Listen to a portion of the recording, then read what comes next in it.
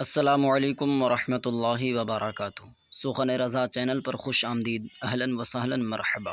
آج کا سوال ہے، بیوی کی پچھلی شرمگاہ میں جمع کرنا کیسا ہے، یعنی وطی کرنا کیسا ہے؟ بسم اللہ الرحمن الرحیم۔ الجواب بعون الملک الوہاب، اللہم ہدایت الحق والصواب۔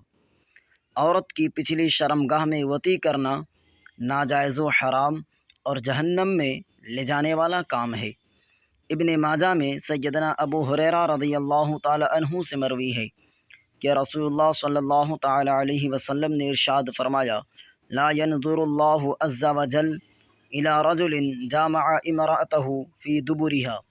ترجمہ، اللہ تعالیٰ اس شخص کی طرف نظر رحمت نہیں فرمائے گا جو کسی عورت سے اس کے دبر یعنی کہ پچھلی شرمگاہ میں جمع کرے۔